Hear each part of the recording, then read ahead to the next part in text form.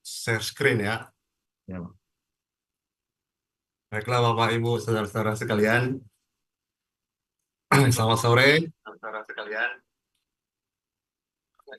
hari ini kita akan membicarakan sebuah tema yang menurut saya menarik, yaitu tentang Paskah dan Perjanjian Sinai dalam Perjanjian Lama. Sejujurnya ini baru pertama kali saya menyadari juga, oh ternyata benar juga, ada ternyata korelasi antara Paskah dan Perjanjian Sinai dalam Perjanjian Lama. Nah, saya akan memulai percakapan kita pada sore hari ini dengan sebuah kutipan yang saya ambil dari seorang mantan Presiden Amerika Serikat ke-26, kalau nggak salah itu ya. Namanya Theodore Roosevelt. Dia pernah mengatakan kalimat ini dalam sebuah pidatonya, "Order without liberty and liberty without order are equally disastrous." Maksudnya itu ketertiban tanpa kebebasan dan kebebasan tanpa ketertiban sama-sama bencana, gitu. Nah, menurut saya kutipan ini menarik untuk dipikirkan karena dia mencoba untuk menyeimbangkan gitu antara kebebasan dan keteraturan, antara kebebasan atau hukum gitu. Memang kalau kita pikir-pikir ya, kalau seandainya salah satu komponen dari kedua ini bersebelah, maka yang terjadi adalah chaos. Katakanlah seseorang itu bebas melakukan apa saja gitu ya tanpa aturan, maka yang terjadi adalah perang. Mengapa? Karena semua orang bebas melakukan apapun. Saya bebas masuk rumah orang, saya bebas ngerampas punya orang, karena nggak ada aturan apa-apa, maka yang terjadi adalah perang. Tapi sebaliknya, ketika segala-galanya adalah aturan, aturan, aturan, aturan, maka yang ada sebenarnya kan itu semacam bentuk kediktatoran gitu, di mana kebebasan orang diberangus, lalu digantikan oleh hukum-hukum tertentu gitu, yang sebenarnya itu menghina kediktatoran. Nah, persis sebenarnya tarikan-tarikan seperti ini yang sedang terjadi di Indonesia hari-hari ini tuh. Oh, misalnya baru-baru ini kita pasti semua orang pasti tahu ada sebuah band dari Purbalingga namanya Sukatani. Lagunya dipaksa untuk ditarik dari peredaran gitu yang berjudul Bayar Bayar Bayar itu. Saya tiap pagi mendengarkan lagu ini. Ini menunjukkan kebebasan berekspresi kita itu tuh diberangus gitu oleh oleh hukum gitu, oleh aparat penegak hukum lah. Karena kalau kita tahu ketika itu kan konteksnya disebutkan bahwa polisi yang memaksa mereka untuk menarik lagu ini dari peredaran gitu. Nah, namun di sisi yang lain, sebaliknya, bahwa ada kebebasan yang terlalu bebas sehingga tidak terkontrol. Contohnya ini, dari data yang saya lihat dari komunikasi dari Departemen Kementerian Komunikasi dan Digital, mereka menemukan ada 1.923 konten hoax di internet pada satu tahun, itu tahun kemarin, tahun 2024. Artinya orang menyalahgunakan kebebasannya. Ya betul, negara bilang ya kita kan negara demokrasi, kita bebas untuk berpendapat gitu. Tapi kemudian kebebasan itu disalahartikan gitu. Orang bebas ngomong apa aja di internet sampai akhirnya kebebasan itu malah disengaja digunakan untuk membohongi orang lain gitu. Karena hoax itu kan kebohongan yang disengaja gitu untuk sebuah tujuan-tujuan tertentu. Nah, persis di antara dua tarikan inilah pertanyaan tentang Paskah itu mencuat gitu. Bagaimana sebenarnya di tengah kebebasan yang terlalu bablas atau sebaliknya hukum yang terlalu dibuat-buat begitu tuh? Bagaimana kita menghayati Paskah di tengah situasi yang ada hari ini? Jujur saja memang menarik ketika memahami Paskah ini dari konsep Perjanjian Lama gitu. Gunanya agar kita mencoba memahami sebenarnya bentuk asli dari Paskah itu tuh gimana sih sebenarnya gitu. Awalnya orang Israel memahami Paskah itu tuh seperti apa, sehingga nanti kita bisa melihat, oh ternyata begini masalahnya gitu. Begini sebenarnya ceritanya tentang Paskah itu. Itu alasannya kenapa membaca Paskah dari Perjanjian Lama itu menjadi sesuatu yang menarik.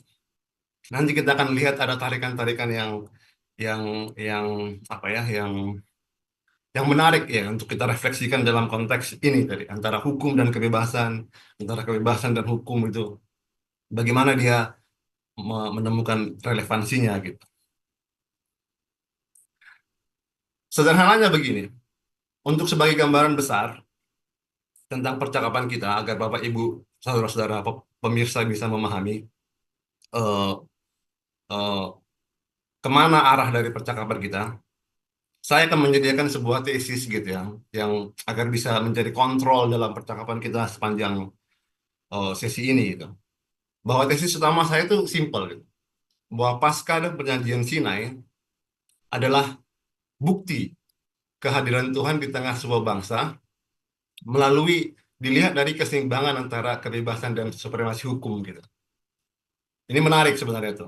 Sehingga nanti relevansinya dari dari tesis ini adalah bahwa gereja sebagai representasi dari kehadiran Tuhan di tengah-tengah dunia itu harus berperan untuk menjaga ataupun memastikan keseimbangan keduanya. Ini ini tesis yang berfungsi untuk mengontrol arah percakapan kita dalam satu jam ke depan gitu. Nah, untuk tiba pada tesis pemikiran itu, tadi Bang Obed sudah mencoba men-spill di awal bahwa kita harus memahami pertama sebenarnya apa itu Paskah dalam Perjanjian Lama, lalu bagaimana peristiwa perjanjian di Gunung Sinai itu terjadi, apakah dua hal itu sesuatu yang saling berkesinambungan atau discontinue atau beda gitu. Lalu kita akan melihat apa korelasinya sehingga dari korelasi inilah kita bisa melihat relevansinya yang akan berujung lagi pada tesis yang di awal saya ucapkan gitu. Nah, kita masuk ke detailnya sekarang. Apa sih sebenarnya Paskah dalam Perjanjian Lama? Sebenarnya bisa dikatakan, oh, Paskah ini merupakan sebuah momen yang sangat penting dalam kehidupan bangsa Israel. Bisa dikatakan Paskah itu semacam sebuah peristiwa revolusioner. Apanya yang revolusioner begitu ya? Paskah itu menjadi sebuah peristiwa yang revolusioner karena Paskah menjadi sebuah titik awal di mana bangsa Israel berubah statusnya dari budak menjadi bangsa yang merdeka. Jadi sedikit gambaran, perayaan Paskah itu dimulai pada sebuah malam ketika Allah, Tuhan, berencana untuk membebaskan bangsa Israel dari Mesir. Nanti teman-teman bisa baca itu di Keluaran pasal 12 ya. Pada suatu hari Tuhan memberi instruksi begitu kepada Musa dan Harun. Melakukan ini, melakukan itu, melakukan ini, melakukan itu. Sembelih ini, sembelih itu. Nanti darahnya dioles di depan pintu rumah. Tujuannya apa? Karena Tuhan Tuhan ketika itu akan melakukan oh, tulah ke-10 ya, sedikit gambaran ya. Tulah ke-10 ke bangsa Israel itu. Sorry, ke bangsa Mesir. Tulah ke-10-nya itu apa? Tulah ke-10-nya itu adalah anak sulung akan mati gitu.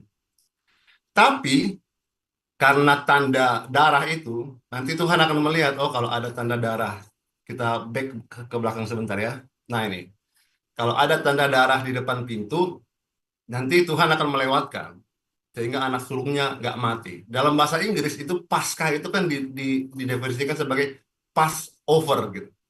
Secara harfiah arti Passover itu adalah dilewati gitu. Nah, ini sebenarnya momen Paskah yang pertama ini Passover gitu. Jadi rumah-rumah yang ada tanda darah di kusen pintu atau di tembok, Tuhan akan Passover, Tuhan akan melewati, Tuhan akan Paskah rumah itu sehingga anak sulungnya nggak mati gitu. Kita kembali lagi ke sini.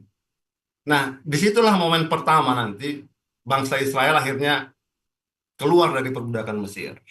Mengapa? Karena akhirnya Firaun, ya udahlah, anak-anak sulung gua udah mati gitu tuh, ya udah kalian bangsa Israel keluarlah dari Mesir gitu. Nah, untuk pertama kalinya dalam sejarah bangsa Israel berubah statusnya dari budak menjadi bangsa yang merdeka gitu.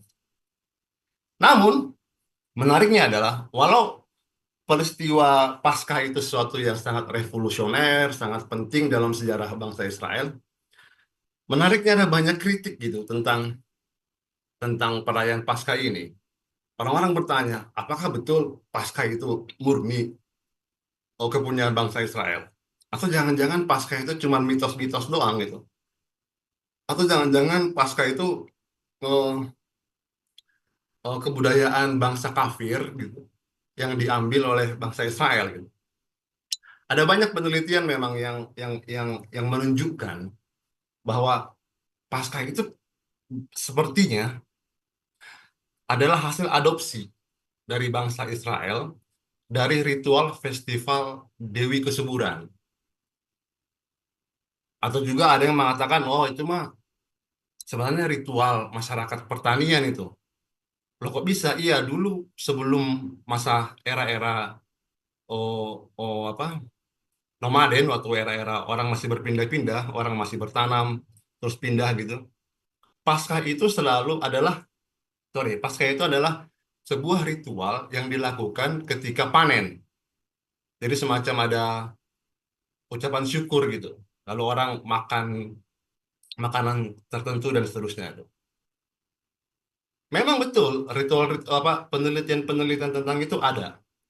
Dan sepertinya Alkitab pun mengakui bahwa Paskah itu memang bukan ritual asli orang Israel. Itu jelas terlihat itu di Keluaran pasal 12. Keluaran pasal 12 itu adalah ayat yang pertama menggunakan kata Paskah di dalam Alkitab. Kalau kita baca di Keluaran pasal 12, nanti yang pertama nanti dibilang situ, Tuhan entah kenapa mengganti sistem penanggalan orang Israel. Ayat 1 atau ayat 2 kalau nggak salah itu. Mulai hari ini, inilah bulanmu, dan seterusnya, dan seterusnya. Diganti itu penanggalan itu. Lalu dibuat aturan-aturan. Makanlah ini, itu. Dan di ayat 11 dikatakan, itulah Paskah bagi Tuhan. Jadi besar kemungkinan memang di masa itu ada perayaan-perayaan Paskah yang bukan untuk Tuhan gitu. Artinya, menurut saya, besar kemungkinan memang Israel ketika itu mengadopsi perayaan Paskah dari festival-festival apapun itu namanya. Namun, di Keluaran pasal 12, mereka mengganti pemaknaannya terhadap Paskah itu. Nah, sebenarnya ini biasa sih sebenarnya dalam dalam kekristenan. Misalnya perayaan Natal, yang kita semua udah tahu bahwa besar kemungkinan perayaan Natal itu pada awalnya adalah kebudayaan pagan untuk menyembah dewa matahari dan seterusnya. Namun ketika kekristenan menjadi agama yang mayor, perayaan pagan itu tetap diadopsi, tapi pemaknaannya diganti. Ya biasalah, dalam kebudayaan Batak, kebudayaan apa juga banyak begitu tuh. Kebudayaan-kebudayaannya tetap diserap, tapi pemaknaannya diganti gitu. Menjadi khas kekristenan, atau dalam hal ini, perayaan Paskah itu ritualnya diambil, tapi pemaknaannya diganti. Nah, diganti dengan apa? Nah, di situ menariknya itu. Bangsa Israel mengganti pemaknaan Paskah itu bukan lagi sebagai hari raya ritual Dewi Kesuburan atau pertanian atau seterusnya itu, tapi mereka mengganti itu dengan memaknai ulang sejarah mereka dalam konteks Exodus, dalam konteks di mana mereka berubah menjadi bangsa yang diperbudak, menjadi bangsa yang merdeka. Nah itu dia. Jadi diadopsi, ada istilahnya itu ya, inkulturasi atau apa gitu ya istilahnya itu ya. Jadi mereka mengambil ritual kebudayaan tertentu lalu diganti pemaknaannya. Dalam hal ini Paskah menjadi sebuah momen, ingatan gitu tuh bagi bangsa Israel bahwa kita berubah menjadi bangsa budak ke bangsa merdeka. Nah, memang betul kalau kita ingin memahami Paskah gitu, memahami Paskah memang peristiwa Exodus itu menjadi poin pentingnya gitu. Exodus itu tuh dilatar belakangi kisah orang Israel yang diperbudak oleh bangsa Mesir. Mereka diperbudak dan mereka berdoa pada Tuhan. Alkitab mencatat Tuhan mendengar erangan mereka gitu. Lalu dibebaskan.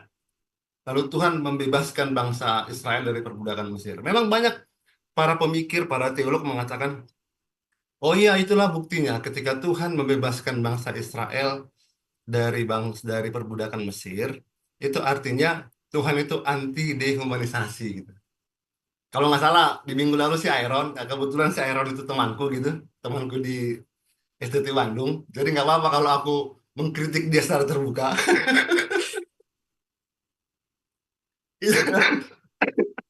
Itu sahabat kental lah, sekental-kentalnya persahabatannya dengan si Iron di STT Bandung itu. Dan beberapa teman-teman yang lain. Dia mengatakan bahwa ya Tuhan membebaskan bangsa Israel karena Tuhan itu anti dehumanisasi. Menurut saya itu nggak sepenuhnya benar ya. Mengapa begini? Karena perbudakan di masa zamannya Perjanjian Lama atau bahkan di zaman Perjanjian Baru itu adalah hal yang biasa. Itu hal yang biasa. Dan hukum ketika itu tuh mengiyakan, ya boleh kau punya budak gitu. Kalau Anda orang kaya, punya uang, Anda bisa membeli budak karena budak itu dulu dianggap sebagai instrumen gitu. Apalagi dalam hukum perang. Kalau sebuah bangsa menang, si bangsa ini berhak untuk memperbudak bangsa yang kalah. Itu biasa aja. Tapi ketika itu tuh Tuhan nggak membebaskan semua bangsa, tidak membebaskan semua budak gitu. Kalau betul Tuhan versi Perjanjian Lama itu anti dehumanisasi, maka seharusnya semua perbudakan itu dihapuskan gitu oleh Tuhan gitu. Tuhan bisa memberi tulah gitu. Tapi yang terjadi mah enggak gitu. Yang terjadi pembebasan Tuhan terhadap perbudakan itu hanya terjadi pada orang Israel dengan mengutus Musa sebagai duta gitu, atau sebagai agen pembebasan gitu. Nah, lalu kan kita bertanya-tanya lah, lalu kenapa Israel itu tuh mendapat porsi yang spesial? Jawabannya simpel. Kita harus mentrace ke belakang ke dalam sejarah bahwa ternyata Tuhan pernah berjanji kepada leluhur Israel. Dalam hal ini adalah Abraham bahwa mereka akan dijadikan Tuhan sebagai bangsa yang besar gitu. Jadi ada semacam perjanjian, dalam teologi disebut itu covenant gitu ya. Ada semacam perjanjian yang dipegang oleh Tuhan dengan leluhur bangsa Israel, dalam hal ini adalah Abraham. Jadi waktu orang Israel diperbudak ketika itu, janji ini sepertinya hilang gitu. Mengapa? Karena orang Israel pada akhirnya tidak memiliki kebebasan untuk datang kepada Tuhan. Mengapa? Karena kebebasan mereka dikekang oleh perbudakan. Nah, menurut saya sebenarnya yang membuat Tuhan akhirnya memilih untuk membebaskan bangsa Israel dari perbudakan Mesir, karena perbudakan itu memberangus kebebasan Israel agar menggenapi perjanjian Allah sebagai umat Tuhan gitu. Jadi bukan anti dehumanisasi menurut saya. Nah, nanti akan kita percakapkan di belakang gitu. Apakah nanti ini akan masuk menjadi bagian dehumanisasi atau tidak dan seterusnya. Tapi dalam perjanjian lama konsep perbudakan itu biasa dan Tuhan tidak membebaskan bangsa-bangsa yang diperbudak. Tuhan hanya spesifik khusus memperlakukan Israel karena ada ikatan perjanjian di sana. Nah, ketika bangsa Israel itu ingin dikeluarkan oleh Tuhan dari perbudakan Mesir, itulah Paskah itu dilakukan. Makanya nanti saya selalu bilang bahwa untuk memudahkan pemahaman kita tentang Paskah dalam Perjanjian Lama, saya selalu menganalogikan Paskah itu sebagai hari kemerdekaan. Makanya nanti di Keluaran pasal 12 ayat 14 dikatakan, peringatilah Paskah ini selama-lamanya.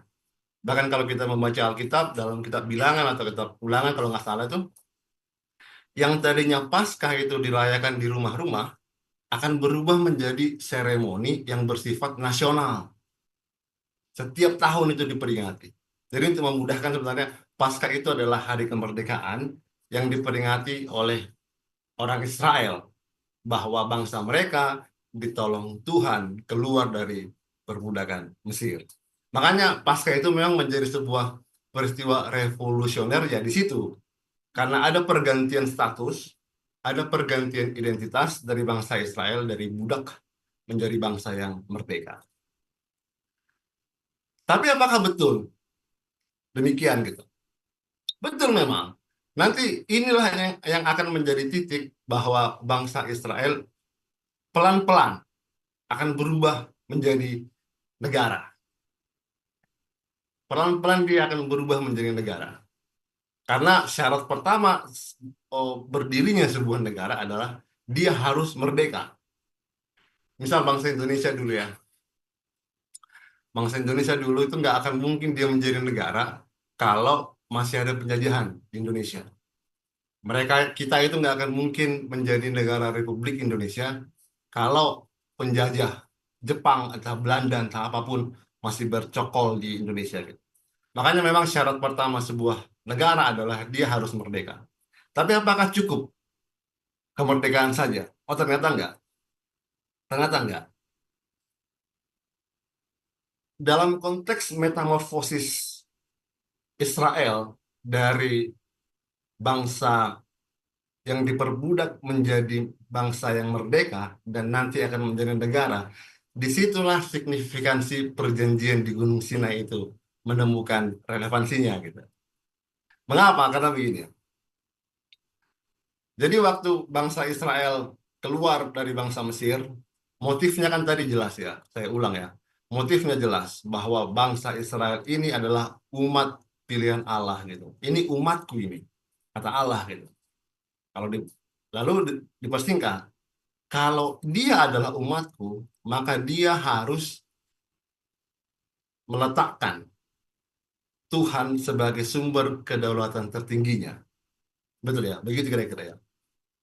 Lalu bagaimana caranya agar Tuhan itu terobjektifikasi dalam sebuah kedaulatan? Jawabannya simpel sih. Bahwa kedaulatan itu harus ditransfer dalam bentuk konstitusi. Kita berangkat ke teori modern sedikit. Negara itu ada gara-gara ada masyarakat yang berkumpul gitu. Berkumpul bersama dalam sebuah wilayah.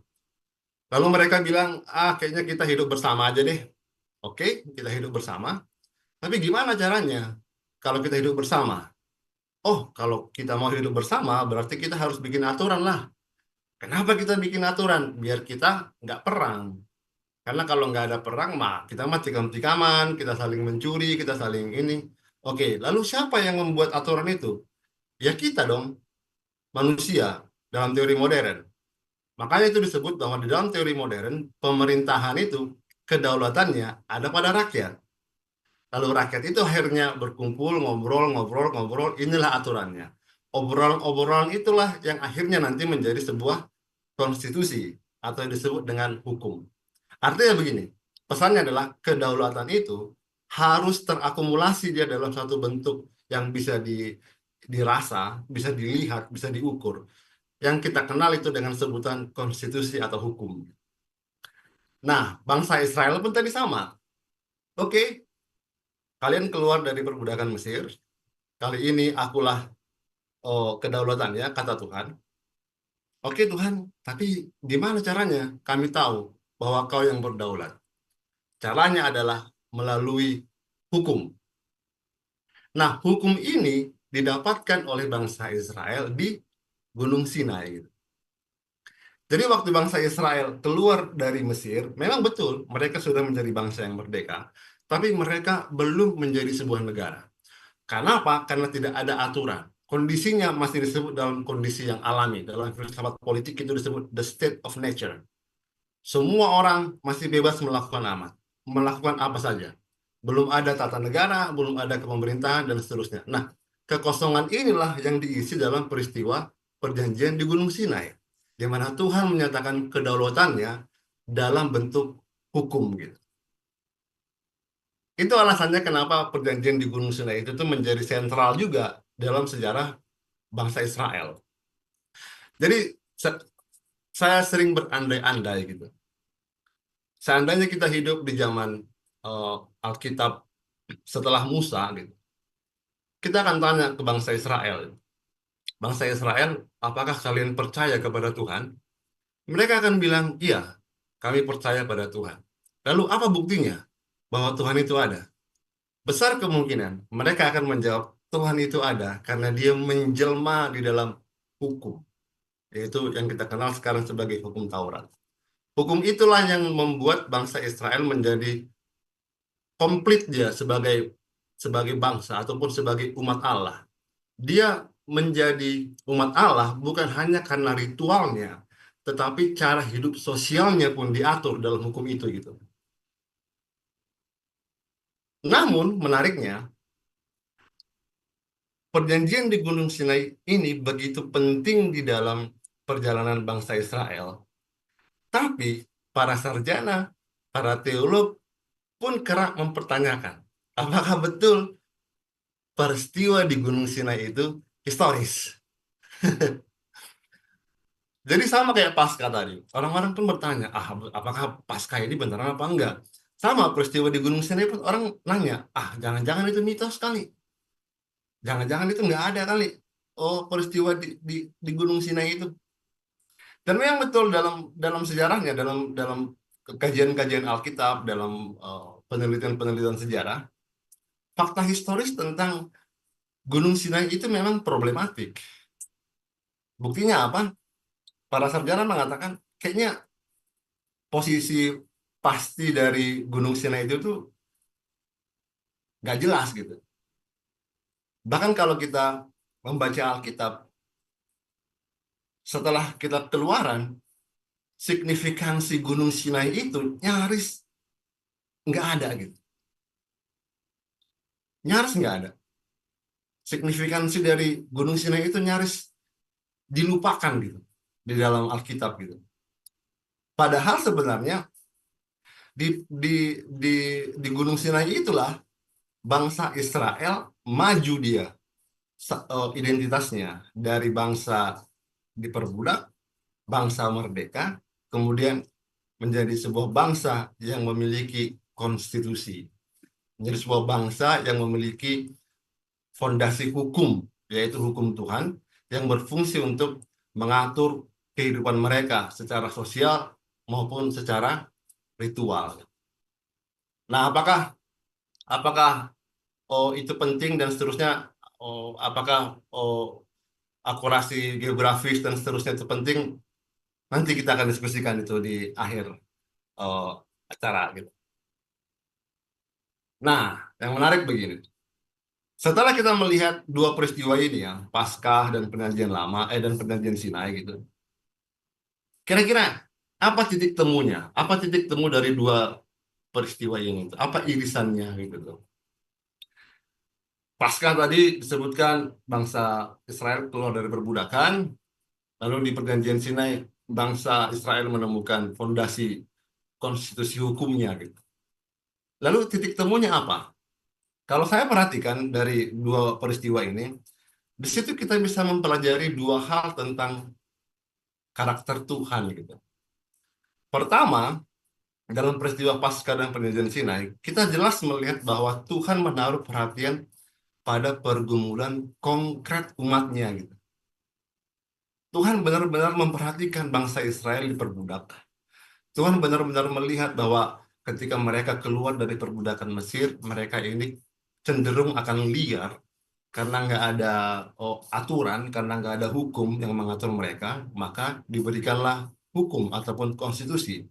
Artinya konkret itu. Tuhan melihat permasalahan dan menjawabnya dengan konkret.